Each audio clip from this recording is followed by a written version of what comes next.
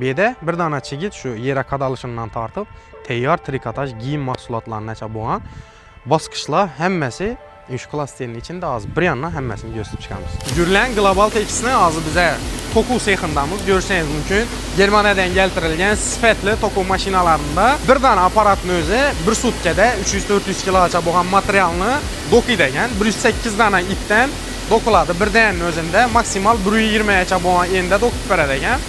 E'tibor bersangiz yana ipdan ziyodcha chiqib turgan xorazmchasini aytsak, ipiklaricha akkaladon material instrumentlari bor o'zida. U navga yordam beradi, ertang materialni silliq bo'lishini va ortiqcha qismlari ajralib chiqib turmasligini yordam beradi. Biz hozir yana materiallarni bo'yash sexina keldik. Turkiyani bo'yash qazonlari ko'rishingiz mumkin. Maksimal ishlasa bu seximiz bir sutka davomida 10 tonnacha bo'lgan materialni bo'yash qobiliyatiga ega ekan. Bo'yash qazonlarimiz bir-biridan farq etadi. Misol 800 kilolik, 600 kilolik, 200 kilolik har xil razmerdagilar bor ekan. Agar materialni rangi challim chuqur bo'lsa, ya'ni temniroq ranglarni bo'yash uchun 10 soat ketadi ekan, oq rangni bo'yash uchun 5 soat ketadi ekan. Misol 1 tonnani misol qilib aytadigan bo'lsak, bera bo'yash uchun ishlatiladigan bo'yoqlar hammasi ish klassining o'zida ishlab chiqariladi. Yana ko'rib turganlaringizdek, sushilkalar ishlab turibdi. Bo'yashdan chiqqan materiallar o'sha kelib quritiladi. Undan keyin esa standartlash asbob uskunasiga qarab jo'natiladi. Tayyor bo'yalib chiqqan material ham o'zini-o'zi to'g'ri tikuv sexina borib kelmaydi. Undan keyin shunday apparatlardan o'tadi, ya'ni dazmollanadi. Misol material teshik-meshik joylari bo'lishi mumkin. Standart bo'lib chiqmaydigandan bilasizlar.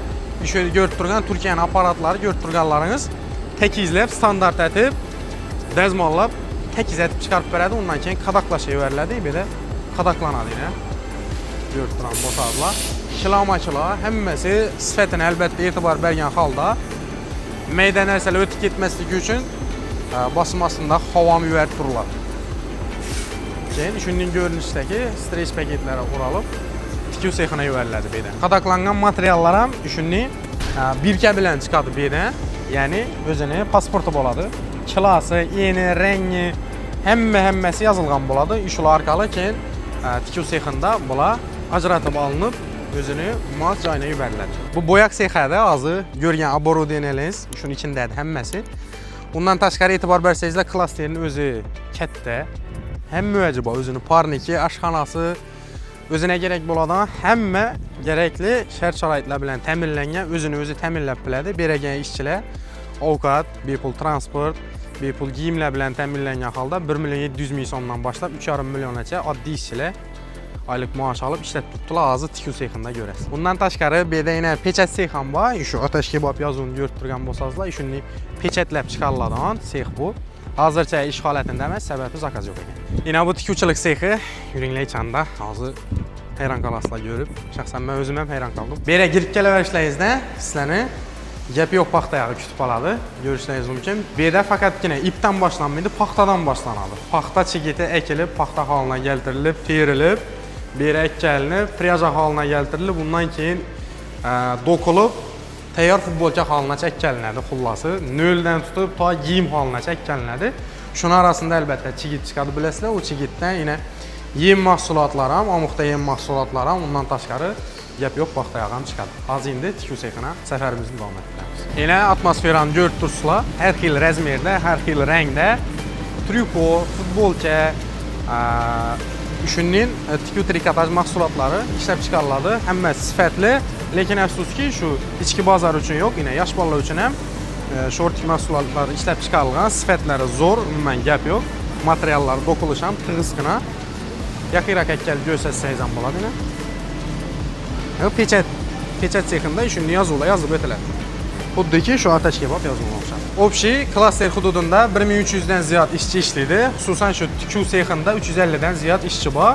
Bu yerda Melon Fashion kompaniyasining Sela brendi, undan tashqari Modis, LCV22, Austin, Post deb nomlangan brendning mahsulotlari ham ishlab chiqariladi. Hozir bir qator tikuv trikotaj mahsulotlarini bir ko'rsatib o'tamiz. Yana Gurlan Global Tex'ning showroomuna ham yetib keldik va nihoyat oddiy yera qadalgan chigitdan tortib shunday holatgacha ekkilanadi. Bu klasterda ko'rishingiz mumkin. Bu ayollarimiz uchun ekan.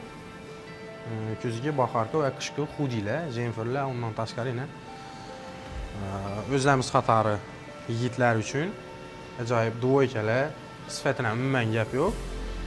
Paxta mahsulatlarından köprək faydalanılğan qısa qılvaysa canlı rahatı yazda zor.